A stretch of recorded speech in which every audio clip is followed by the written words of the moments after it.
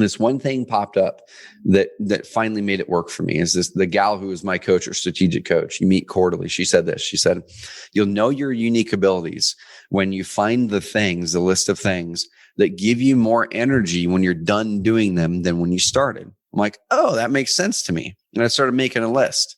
And I wrote down a list of those things, but then I struggled because I said, these things give me energy, but why am I not working in that? Like, why is 80% of my time actually the opposite of that? And so same thing. I created something called the energy audit that actually helps you find the opposite first. Your network is your net worth. Come listen to some of the most successful people I know share invaluable knowledge, stories, and advice in real estate, business, and beyond. This is Weiss Advice. Whether you want to take your business or personal life to the next level, look no further. Welcome back to another episode of Weiss Advice. I am your host, as always, on this fun-filled journey I like to call a podcast, Yona Weiss. And with me today, we got Trevor Mauch from Carrot. He is the host of the Carrot Cast podcast, which I was just a guest on recently. So go ahead and check that out. Awesome episode. Talked all about cost segregation and a lot of other fun stuff as well. But Trevor, how you doing today? Yona, dude, I'm doing amazing. And like we were talking, tons of people hit me with feedback on the podcast that you had with me. So I was grateful for that opportunity. Pumped to be on a Weiss Advice with you. Awesome. Yeah, this is a lot of fun. I love this opportunity to get to know people a little better and just kind of talk about different things that we're experts in. And you've spent the last, a couple of decades working in developing what is now a lot of different things, but Carrot, which is now an incredible marketing company. You work with a lot of real estate investors, a lot of real estate brokers, wholesalers, fix and flippers, a lot of people who are in the real estate industry, as we spoke about on your podcast. And I'm just kind of curious, like, how did you get to where you are now? Like, if you could sum it up in 10 seconds or less. No, I'm just kidding. I was to say, man, let me figure that one out. Dude, so I guess first set in context, where are we? So we're Carrot.com, a SaaS company, a software company that helps about 8,000 real estate investors, wholesalers, flippers, agents generate more motivated seller leads online. Now, they use Carrot also for buyers and tenants, but it's mostly motivated house sellers. Mm-hmm. If you were to Google, like, sell my house fast, insert whatever city in the country, you're probably going to find 3 to 8 Carrot sites controlling page 1 of Google in every city in America. Wow. And so that's kind of our thing. But we're a team of about 50 full-time people, remote. The answer to your question now, man, how do we get here? I think the biggest thing, if I were to boil it down to a sentence or two, is really having an insanely clear vision for where we're wanting to go and, like, doing the hard things that need to be done to build a team, make the hard decisions that you need to make to stay true and clear on that vision.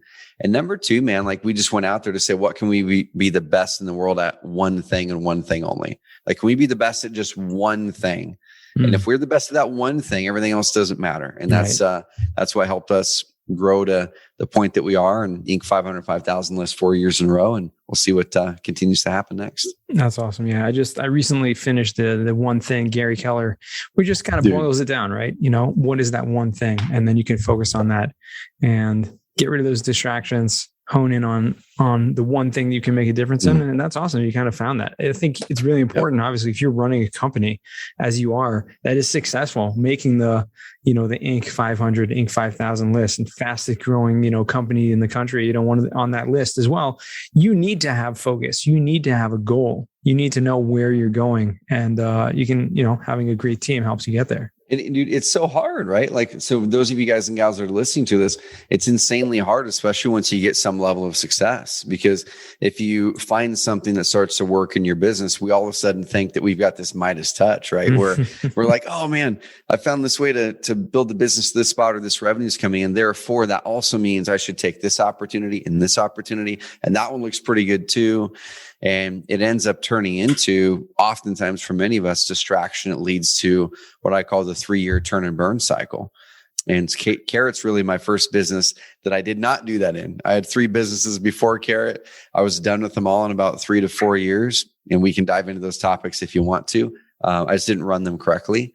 And then with Carrot, I'm like, how do I just do it differently? How do we build something that's based on purpose, that really is built the right way from the start that can be around for a long time, but we can continue to reinvent the business within this existing business to keep it interesting, but not get distracted with new opportunities. So dude, that's a 2-hour conversation by itself. Yeah, for sure. For sure. So how did you do that? I mean, was it with the help of, obviously, when you had those previous businesses, you learned from your mistakes and learned from those lessons, what to do, what not to do. But did you have any sort of like business coach or mentor or anyone kind of pointing you in the right direction at that point? Dude, such a good question. So I didn't have a coach up until 2016, and Carrot started in 2014.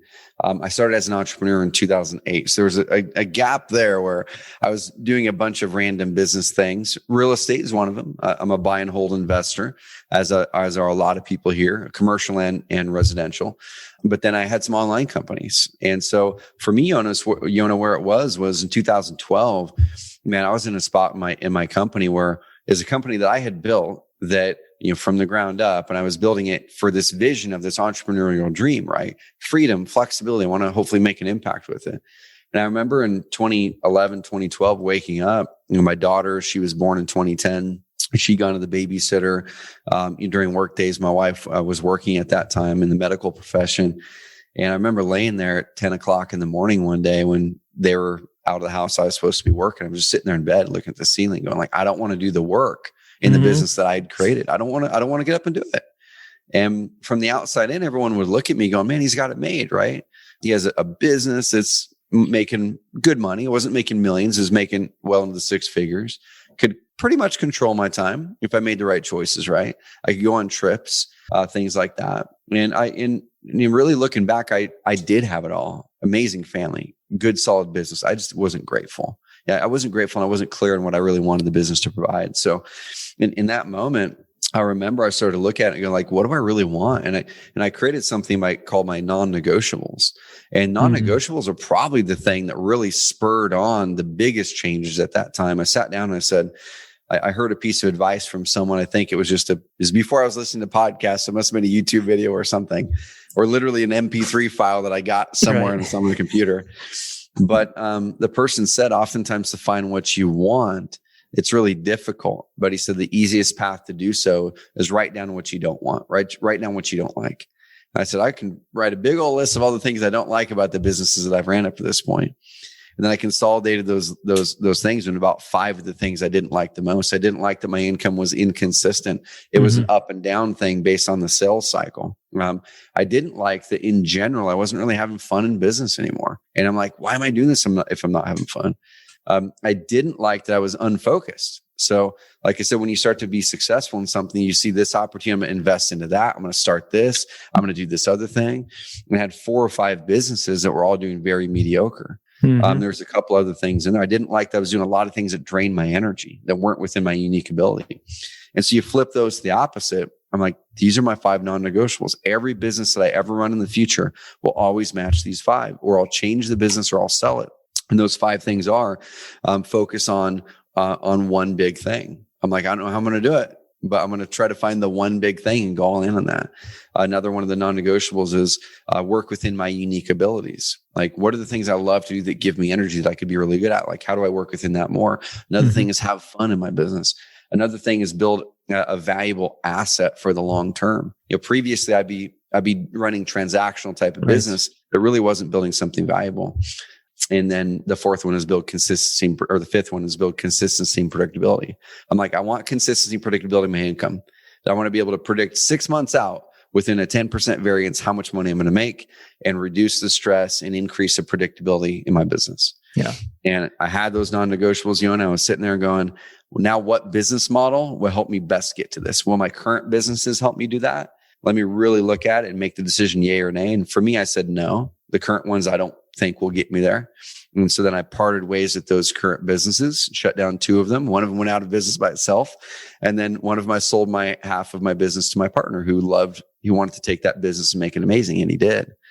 And then I looked at those non-negotiables and said, I've got one small income stream left. It's this consulting I had on the side and some rental income, which I don't make money from anyway, because it all goes to pay for roofs and repairs and reserves. Right. Okay. And so I looked at the non-negotiables and said, all right, what business model will help me get this consistency and predictability, build an asset? And ended up turning into software in Carrot. So Wow. that's a longer version, man. But the non-negotiables were the key. That was the nexus that really made that shift for me. Yeah. I mean, once you get clear what your goals are, and I like how you put it, the non-negotiables, where you're essentially filtering out all the things that you don't want in order to get the good. And we all do that subconsciously, right? Everything that we do in life, but how many people actually sit down and I make a list and know, what is it that you're looking for? And you'll much easier, because we end up chasing all kinds of things, and we end up chasing and choosing the wrong things because we forget about those non-negotiable things. And if we would just, and this really can apply to everything. I mean, you applied it to a business, but this can apply to so many different things in life. When you know what your non-negotiables are, you can make the right choices. And I think it's going to help to just guide where you're going in life. If you're like, okay, I like the job that I have. And a lot of people listening to this podcast are, employees, and they have jobs and they enjoy it, or they like it, or maybe they want to get out. They're not sure how. Well, are there any non-negotiables there? Like, can you live without a paycheck, right? Coming in? Can you make it happen? These are things that we really have to think about. And I love how you kind of framed it like that. But one thing you touched on, I mean, you are a real estate investor also, have taken from, that was always kind of something you were doing on the side, but has it ever taken form where you're just like, okay, let me do something like actively involved in this, and let's kind of jump into that? Because now I know a lot of people, the reason why I ask is because most people who get into real estate do it from having income from other successful businesses that now they want to put into real estate to help that money grow at a better rate. Dude, such a good question. Yeah. So my journey with real estate back in 2004, I was a junior in college at that time. And I wanted to go into real estate and wanted to be an attorney, like I thought I did. And so I got 50% of that right. I couldn't get into any law school, flunked the LSAT 2 times, but I bought my first rental property. It was a 4-unit building by the college when I was a junior in college with literally no money. It's Carlton Sheets, right? Saw the infomercial, got the no money down course with just a credit card. And then I'm like, well, how do I now go use this? And so I got the first property that year, which was cool. And so since then, and like you mentioned, it was always kind of very passive. If an opportunity came my way that made sense, I would buy it. I wasn't actively seeking things out. I didn't have a process where I was sourcing deals all the time. It was just something, if something came across me and it made sense, I would get it. Airbnbs, vacation homes that would turn into Airbnbs, things like that. It wasn't until probably the last year and a half that I got serious about it, saying our businesses are doing really well, and I would love to have some diversification outside of just my core company in long-term wealth building. Also, you can't touch and feel and mold with your hands software, right? It's bits and bytes. You can see it and you can type on it, but I want to be able to go to a building. I want to be able to go to a physical thing, and also to be able to have things that are hedge against inflation, to be able to have things that can help with my taxes, tax write-offs, depreciation, really help with the tax situation. So it's about the last year and a half. We created a strategy to buy some buildings downtown here in small town Oregon, Roseburg, Oregon. So we have an 8,000 square foot building that we're in now. We've been in here since 2010. Amazing historical building, cool spot. And then next door, we bought the building next door, which is another 6,000 square feet of retail, and 2,500 square feet of residential. We're turning them into Airbnbs upstairs, and we're looking at other opportunities. So we're looking at that as community development, beautifying it, but also great investments and great write-offs. Right. And then the other thing, Yona, was going into this year, I said, how do I use my own software to get deeper into the real estate world and wholesale and flip? And so we have a 7-figure business now in year 1 that's using our software to go find motivated house sellers to flip and wholesale houses in 2 different markets. So for me, it's been more of a recent kind of thing. That's cool. And part of it's tax oriented. I want to have a physical touch on it, but also part of it is me saying, with our business, if we're wanting to be the best in the world at bringing in motivated house sellers that are off-market deals, I want to have my hands in a business that I own that does that every day using our software. So that was kind of more of a I want to eat my own dog food more. That makes sense. I mean, and it's tremendous because who you cater to, it's a tremendous business model. A lot of people are doing that, but not a lot of people really know how to do it well. Yep. So if you can build a business and then show people not only how to do it, but also, and that could be part of it also, but provide them with the software that they can do it even more successfully. I think that's like a winning formula. Dude, and it kind of goes back to non-negotiables too. So going into this year, I started to get really, we're a team of 50 people now, like I mentioned. We have a full leadership team, and it's a whole nother hour or two podcast on all the decisions you have to make from solo operator to building a legit company that becomes an 8-figure business, right? And going into this year, I said, man, I really want to buy back more of my time to go back to my non-negotiables, to do more of the things that I love, more of the things that are my unique abilities that give me energy. Yeah. And running meetings, creating process, stuff like that is not it. Yeah. And I was kind of getting caught up in a lot of that. So that was part of it. I said, what gives me energy, man? I want to do more of this. I want to create again. I want to use our tool to go do what our clients do. I want to create content with that. I want to create a business. And so we did. And rather than getting distracted, creating a business that's completely separate from the software company, I said, I still want to have that influence and build the one big thing. Going back to non-negotiables. What is that? Well, what if I built a business that literally is the business our clients build? And I can use that to make our product better. I can use it to create content. I can use it to build my knowledge around the pain points our clients have. And I'm like, that's the best possible distraction business I could have to build something that actually helps the core business. That's amazing. And it's been successful. Yeah. We'll do 7 figures this first year. We started in April, and we're having $100,000 months already, and we're only a few months into it. That's incredible. That's awesome. Mm-hmm. And so even more so, it's important to have those rental properties where you can get the depreciation, because that income is taxed at a very high rate. Dude, big time. And that's what we're seeing the other side of. It's really interesting in this market right now, where the people we're selling to, we have 3 hedge funds in these markets. They're buying in 14 to 16 markets. Those 3 are. They gave us all their criteria. And right now there's probably an 18-month to 2-year time period, this window, where the hedge funds are really buying heavily in these markets because they're looking for what you're talking about. They're looking for cash flow. They're looking for hedges on inflation. They also get the big benefit of all these massive write-offs and depreciation when they're buying at scale, when they're buying $500 million of real estate in a year or 18 months period. And so we're starting to look at that and learn a lot from those hedge funds that we're selling to. You go, man, they know a lot of things. How do we borrow some more of that, models that they're using and keep some of those properties rather than selling them all to them? Yeah. And you learn a tremendous amount with who you interact with and who you deal with. Learn those processes. That's great. You mentioned something like kind of in passing, just about, what those certain types of activities that you don't like to do because they kind of drain your energy. Like, I don't think a lot of people are really too in tune with, when we talk about things that are draining our energy or things that are giving us more energy, besides for like, I'm not talking about caffeine and things like that. I'm talking about how you can know what activities you're doing are energy focused or positive energy focused or higher energy focused. And it may seem a little bit like ethereal a little bit to some people. If you're listening to this, we're not talking necessarily like metaphysics. We're talking about, everyone has physiologically and psychologically things that help us to function better.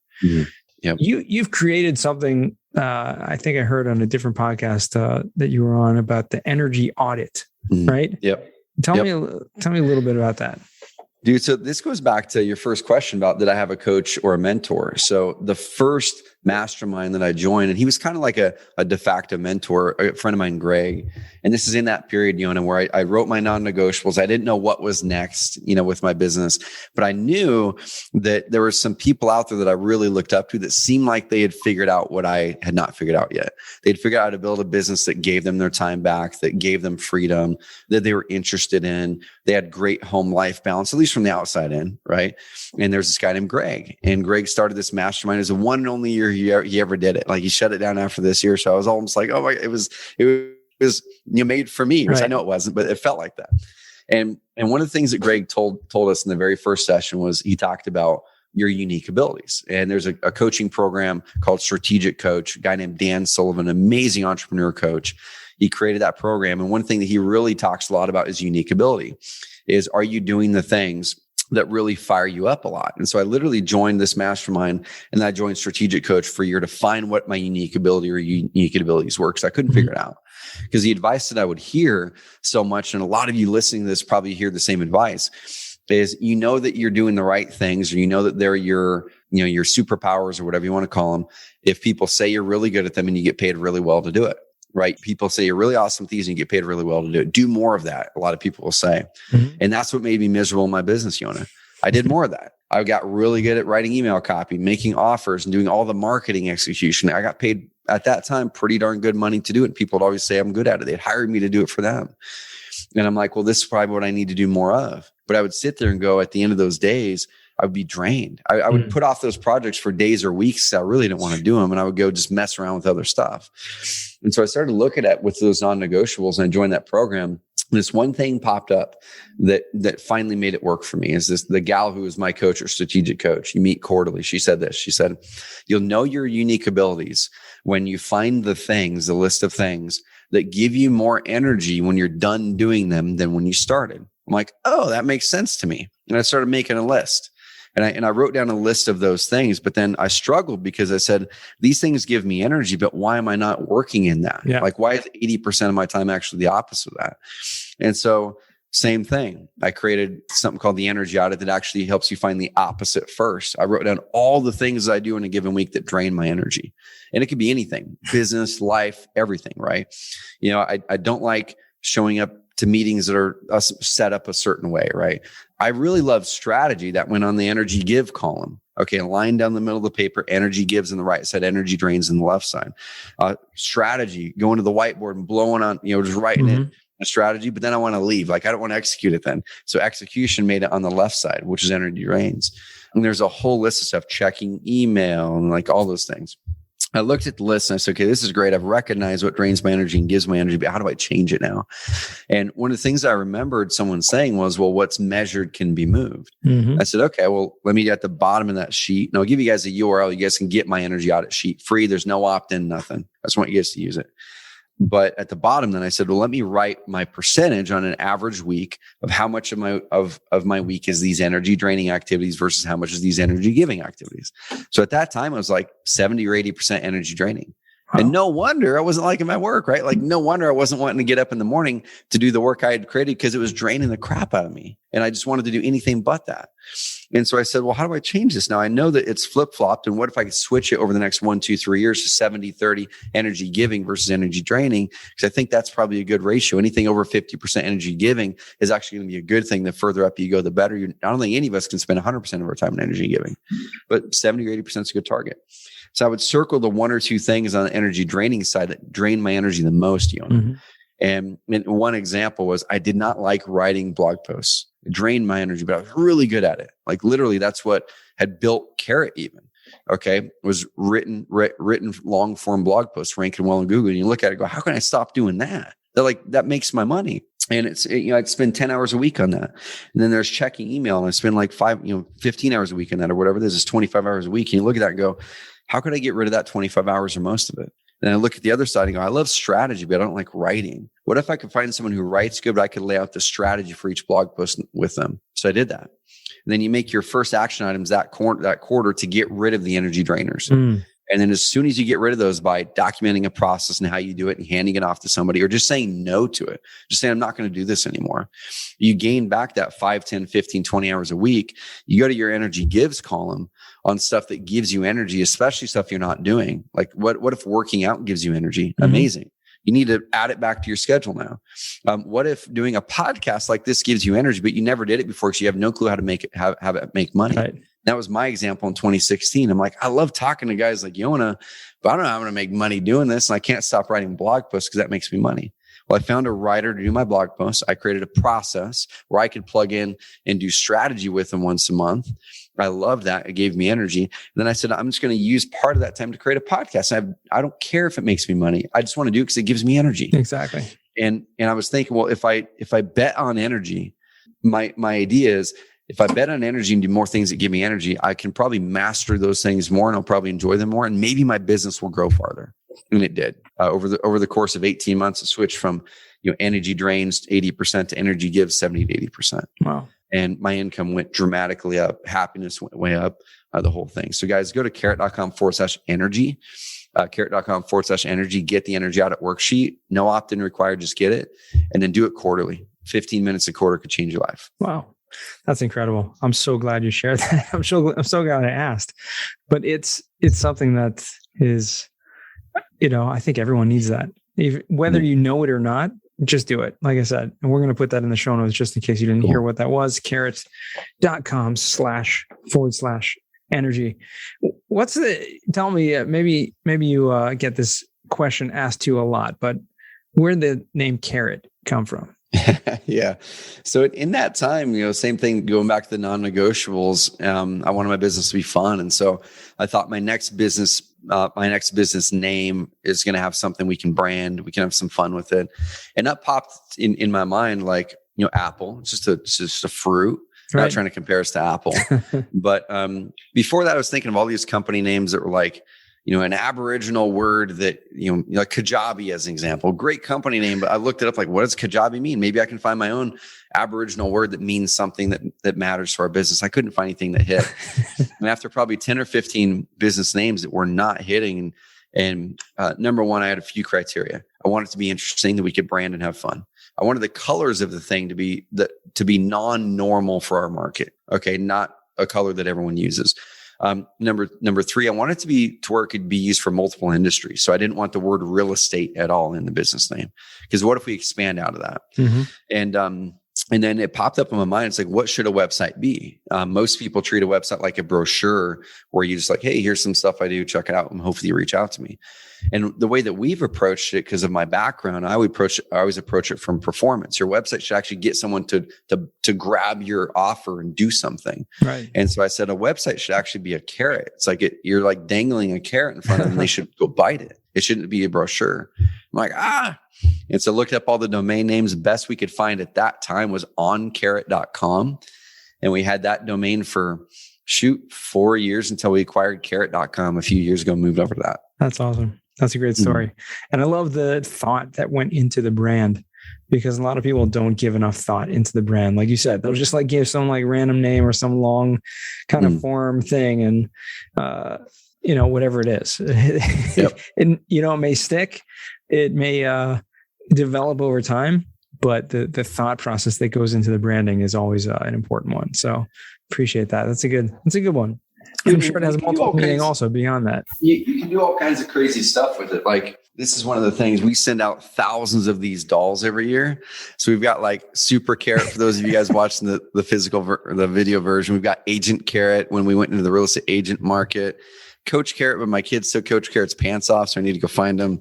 And then we've got Farmer Carrot here. We've got Carrot Gal and some other ones. We're going like, how do we have fun with this? So we send thousands of dolls out to customers. When you hit milestones of doing a certain amount of deals or revenue, you get Super Carrot. We swag the heck out of stuff, and it's just fun. So it's helped to kind of create the brand ethos here at Carrot. That's awesome. And it is fun. I love that you do that. That's really makes you stand out also.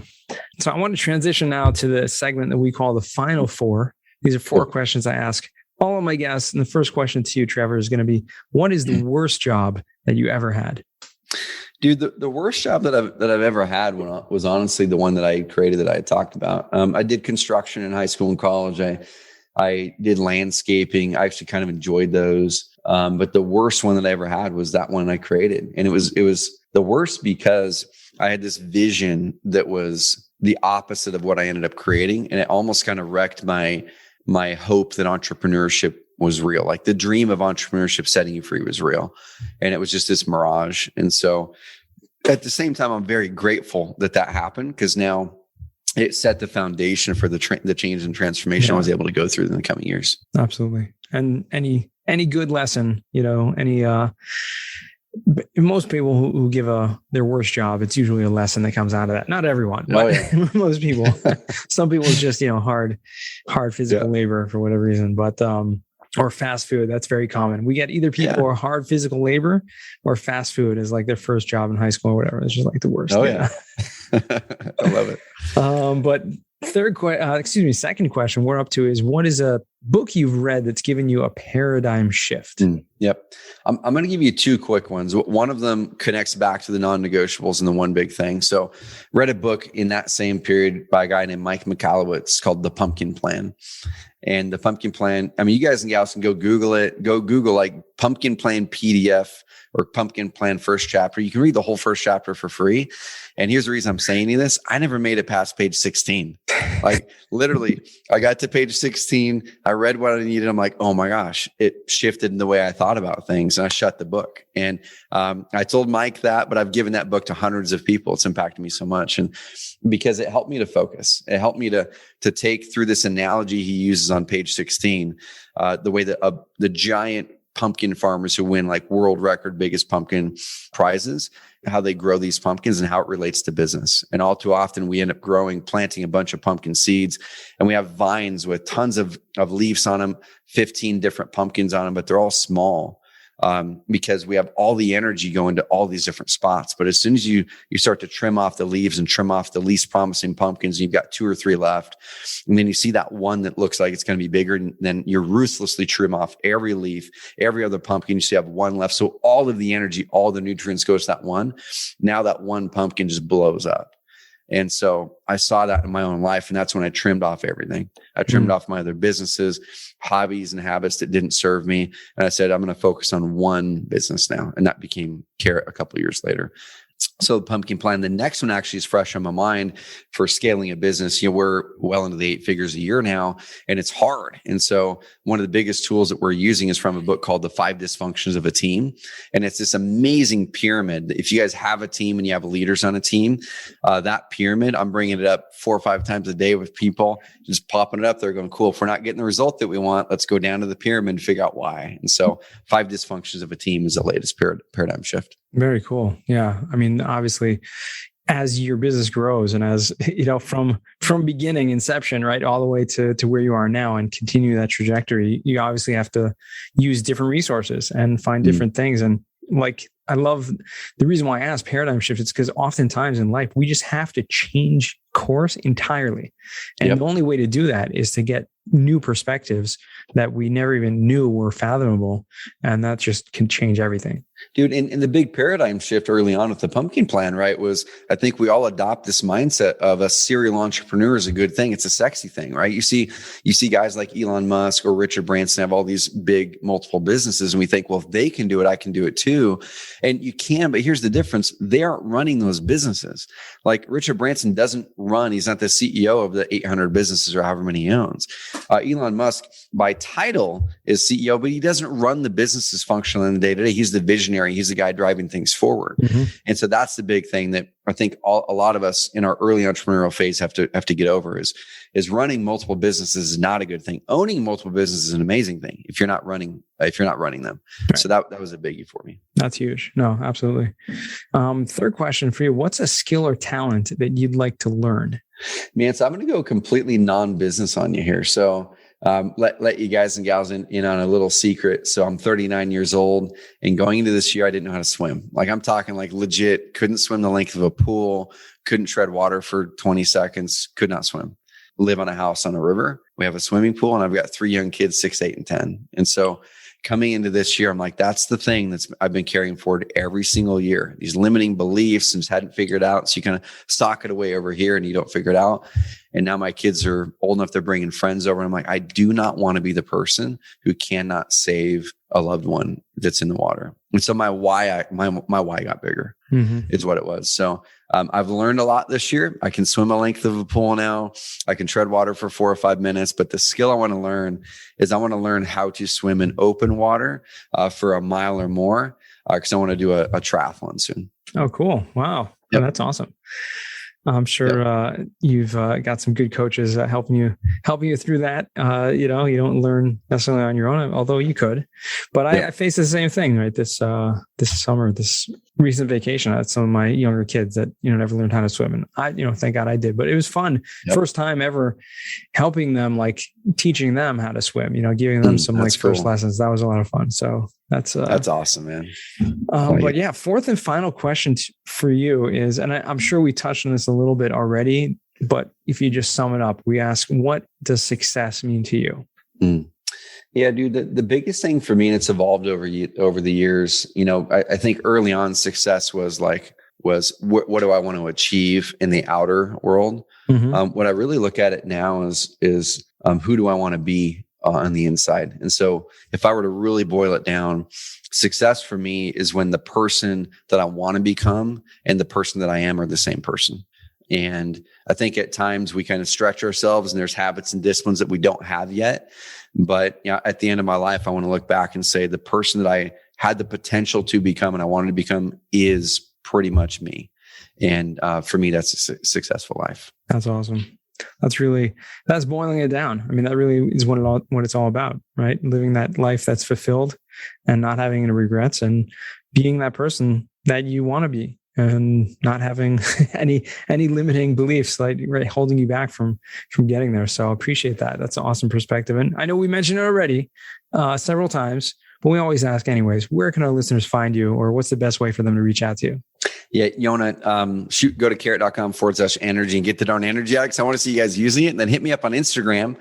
So this is Trevor.Mauch, Mauch on IG. DM me. Like I want you guys and gals to use the energy out of it and hit me up and say, this is the insight I got from it, or this is how it's impacting me. DM me that because that fires me up.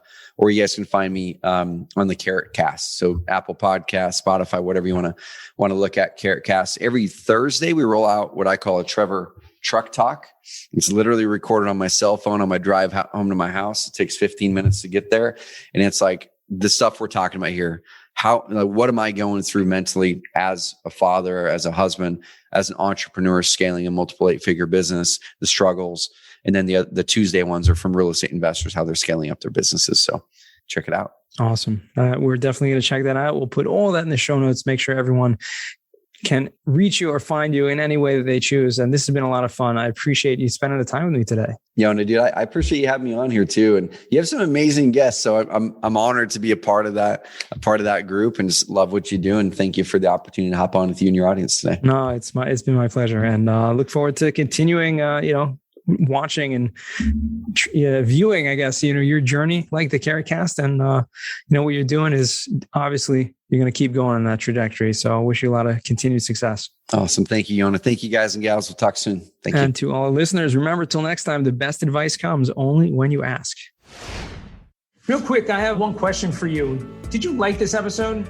If you did, I want to ask you a huge favor. See, the biggest thing that helps this podcast grow and that will spread this message to the whole world is that if you leave a review, a rating, and subscribe to the podcast. What that does is it basically tells the platforms that this podcast is out on is that you like my stuff and I'm doing something right. So take a few seconds out of your day, hit that subscribe button, leave a rating or review. I would be extremely grateful. Also, I want to hear from you guys. So I want to hear some feedback. If you have any questions for future episodes, please find me on LinkedIn. Send me a DM, a connection request, Yona Weiss, and I'd love to hear from you.